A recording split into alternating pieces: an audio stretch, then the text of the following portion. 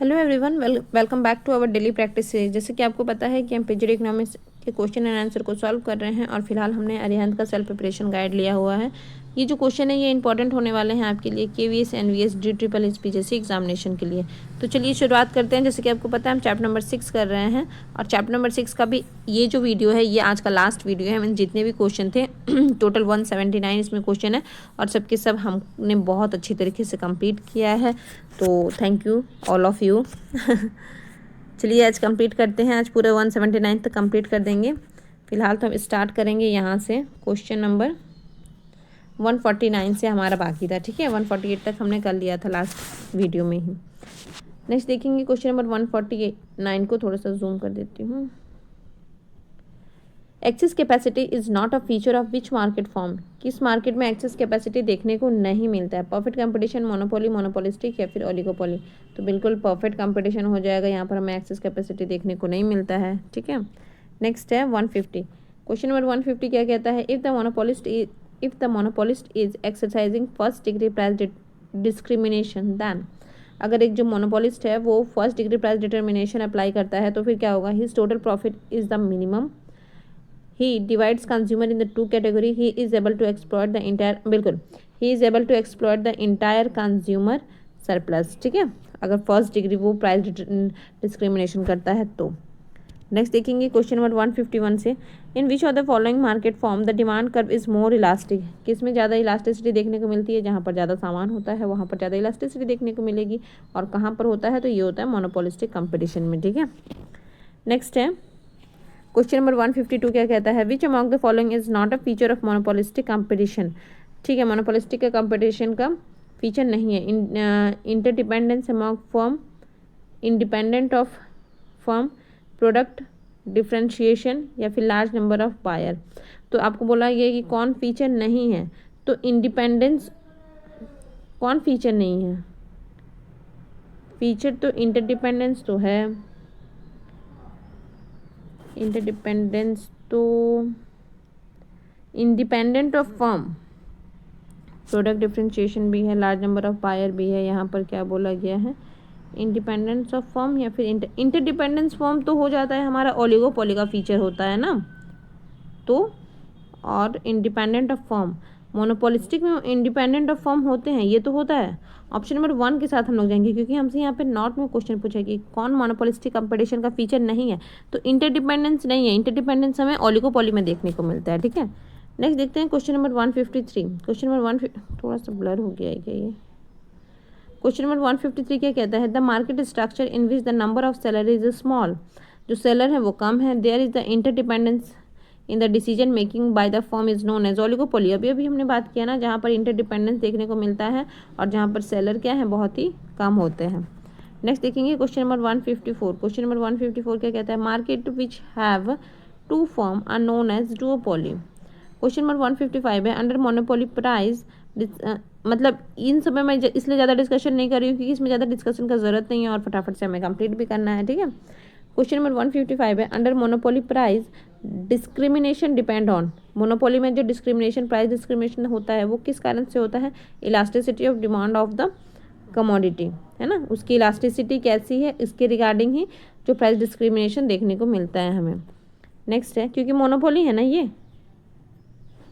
Next देखेंगे question number 156। Question number 156 क्या कहता है? Under which of the following forms of market structure does a firm has no control over the price and its product. ठीक है, price में कोई control नहीं होता है, ये तो होता है परफेक्ट कंपटीशन और कुछ हो ही नहीं सकता है। नेक्स्ट है question number 157। An increase in the supply with the demand remaining the same bring about. तो इससे क्या होता है? अच्छा ठीक है, देखते हैं क्या कंडीशन है। इंक्रीज इन सप्लाई, ये हमारी सप्लाई है, ये सप्लाई हमारी इंक्रीज कर गई है। With the demand remaining the same, demand curve हमारा सेम है, ठीक है। तो पहले हमारा ओरिजिनल प्राइस ये था, ओरिजिनल क्वांटिटी ये थी, ठीक है। ओरिजिनल डी और original S, original D.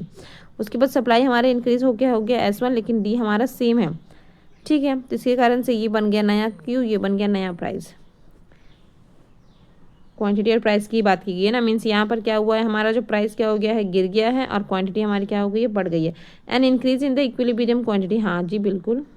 And decrease in the equilibrium price, हाँ बिल्कुल। ऑप्शन नंबर 1 के साथ ही हम लोग चलते हैं। ठीक है। नेक्स्ट देखते हैं, फिर भी एक बार ऑप्शन सब देख ले क्या। An increase in equilibrium price, नहीं नहीं नहीं नहीं वही था। क्वेश्चन नंबर 158, मतलब इस तरह के क्वेश्चन हमने इतना सारा कर लिया है ना कि अब कहना नहीं, एकदम हर चीज़ मुंह पे लगा हुआ है, ठीक है। क्वेश्चन नंबर 158 क्या कहता है, in the long run only demand can change, long run में only demand can change, only supply can change, तो both can change, long run है ना भाई, लॉन्ग रन में सब चेंज हो सकता है। क्वेश्चन नंबर 153 है, if price is force to stay below the equilibrium price, अगर प्राइस क्या होगा, is force to stay below the equilibrium price, ठीक है, मतलब उसको ज़बरदस्ती उसका प्राइस को क्या किया जाएगा कि नीचे लाने बोला जाएगा, ये इक्विलिब्रियम प्राइस है तो मतलब उसको नीचे लाने कब बोला जाएगा, कब उसको फोर्स किया जाएगा नीचे आने के लिए, जब यहाँ पर हमारी क्या होगी, सप्लाई बहुत ही, एक मिनट 159 है ना, जब हमारा डिमांड बहुत ज़्यादा हो जाएगा, ये डिमांड कर्व है ना, तो जब डिमांड बहुत ज़्यादा हो जाएगा, हाँ स्टे बिलो, मैं सोच रही थी फॉल इसलिए मेरे दिमाग में उल्टा आ रहा था, कोई बात नहीं। ये क्या है, stay below the equilibrium price, तो यहाँ पर क्या बोला है कि जो हमारा डिमांड है वो डिमांड हमारा इतना ज़्यादा है कि सप्लाई उसको मीट नहीं कर पा रही है, तो इसके कारण से अच्छा ऑप्शन क्या है, excess supply exist, excess demand exist, या फिर आइदर बोथ या फिर नाइदर, तो जाहिर सी बात है कि एक्सेस डिमांड है, हमारा इतना ज़्यादा डिमांड है कि उसको फुलफिल नहीं हो पा रहा है, इसीलिए प्राइस को क्या करना पड़ रहा है, नीचे लाना पड़ रहा है, ठीक है। एक मिनट, ठीक है। क्वेश्चन नंबर 160 को देखते हैं। क्वेश्चन नंबर 160 क्या कहता है, इक्विलिब्रियम प्राइस में be determined through, equilibrium price में डिटरमाइन थ्रू, इक्विलिब्रियम कैसे डिसाइड होता है, तो equilibrium only supply only demand, both demand and supply. Question number 161 है, under which market condition firm make only normal profit in the long run, किसमें only normal profit देखने को मिलता है लॉन्ग रन में, तो ये हो गया हमारा मोनोपोलिस्टिक कंपटीशन में। नेक्स्ट देखेंगे क्वेश्चन नंबर 162 के कहते हैं, एक minute, oligopoly have identical product is known as, oligopoly में जो आइडेंटिकल प्रोडक्ट है उसे क्या कहते हैं, तो उसे हम कहेंगे प्योर ओलिगोपोली, ठीक है। और जो डिपेंडेंट होते हैं एक दूसरे के ऊपर, मतलब एक दूसरे के साथ कोऑर्डिनेशन से काम करते हैं, तो हो गया कोलिसिव ओलिगोपोली। नेक्स्ट देखेंगे question number 163, which of the following is the best example of oligopoly, OPEC, आगे देखना ही नहीं है। Monopolist can fix price of the, monopolist can fix higher price of the goods whose elasticities, monopolist किसका price ज़्यादा रखते हैं, less than 1, हाँ जिसकी इलास्टिसिटी कम होगी, बिल्कुल, मोर देन 1 नहीं, उसमें तो इलास्टिसिटी है तो आप हायर प्राइस रख ही नहीं सकते। इलास्टिक इन इलास्टिक, ये इन इलास्टिक ज़्यादा बढ़िया ऑप्शन है, अगर यहाँ पर इन इलास्टिक नहीं होता तो हम लेस देन 1 के साथ जाते थे, लेकिन यहाँ पर चूंकि इन इलास्टिक दिया हुआ है तो ये हो जाएगा इन इलास्टिक, जिसमें कोई इलास्टिसिटी ही नहीं देखने को मिलेगी, तो जाहिर सी बात है कि मोनोपोलिस्ट वाले उसका प्राइस क्या रखेंगे, हायर ही रखेंगे। क्वेश्चन नंबर 165 क्या कहता है, king demand curve is observed in, king demand curve कहाँ देखने को मिलता है, ओलिगोपोली मार्केट में, कहाँ है, ऑप्शन नंबर 4। 166 क्या कहता है, परफेक्टली कम्पिटिटिव फर्म फेसेस, जो परफेक्टली कम्पिटिटिव फर्म है वो क्या फेस करते हैं, परफेक्ट इलास्टिक डिमांड कर, परफेक्टली इन इलास्टिक डिमांड कर, जीरो नेगेटिव, तो परफेक्ट कम्पिटिटिव मार्केट क्या करता है, तो परफेक्ट इलास्टिक डिमांड कर इसमें देखने को मिलता है, ठीक है। नेक्स्ट देखते हैं क्वेश्चन नंबर 167, क्वेश्चन नंबर 167 है, which of the following statement is incorrect, कौन सा स्टेटमेंट इनकरेक्ट है, competitive firm of price taker not price maker, ये स्टेटमेंट तो सही है, हमें इनकरेक्ट के बारे में बोला गया है। Price discrimination is possible in monopoly only, duopoly में lead monopoly, competitive firm always seek to discriminate price, competitive firm में प्राइस डिस्क्रिमिनेशन नहीं होता है, ठीक है, सेम प्राइस होता है, फिक्स प्राइस होता है, तो ऑप्शन नंबर 1 यहाँ पे हमें क्या पूछा गया है, तो इनकरेक्ट पूछा गया है। क्वेश्चन नंबर 168 है, under which of the following market structure AR of the firm will be equal to MR, ठीक है, ये परफेक्ट कंपटीशन जहाँ पर AR क्या हो गया, ये क्या हो गया हमारे, ये हो गया परफेक्ट कंपटीशन जहाँ पर AR और MR क्या होता है, इक्वल होता है, ठीक है, option number 4।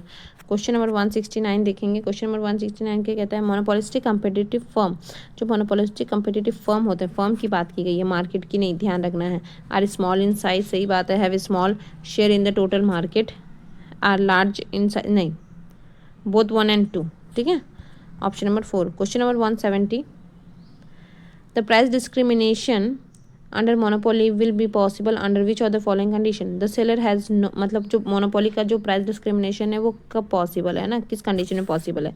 The seller has no control over the supply of his product, ये क्या कंडीशन हुआ।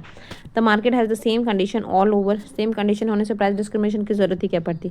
The price elasticity of demand is different in the different market, बिल्कुल ये बात एकदम सही है, जो प्राइस इलास्टिसिटी है वो डिफरेंट मार्केट के लिए डिफरेंट है, इसके कारण से क्या हो रहा है कि प्राइस डिस्क्रिमिनेशन देखने को मिल रहा है। ठीक है, option number 3, the price elasticity of demand is uniform नहीं होता है। क्वेश्चन नंबर 171 है the oligopoly the kink of the demand curve is more due to.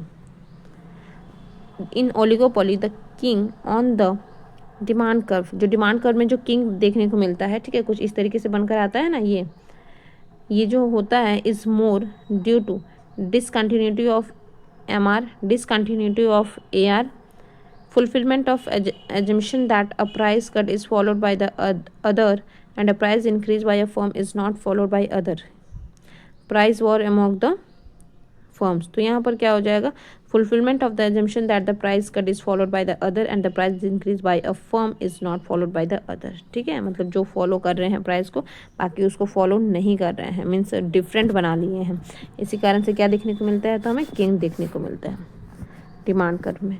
Question number 72, price discrimination is possible only when seller is alone, goods are homogeneous, market is control by the government, या फिर none of the above. तो यहाँ पर क्या हो जाएगा, जब seller हमारा क्या हो जाएगा, अलोन होगा, तभी जाहिर सी बात है कि वो प्राइस डिस्क्रिमिनेशन कर सकता है, जैसा मर्जी वैसा मैनिपुलेट कर सकता है। अगर डिफरेंट सेलर होंगे तो फिर तो प्राइस डिस्क्रिमिनेशन पॉसिबल नहीं है। ये कहाँ आ गए हम 40 क्वेश्चन में।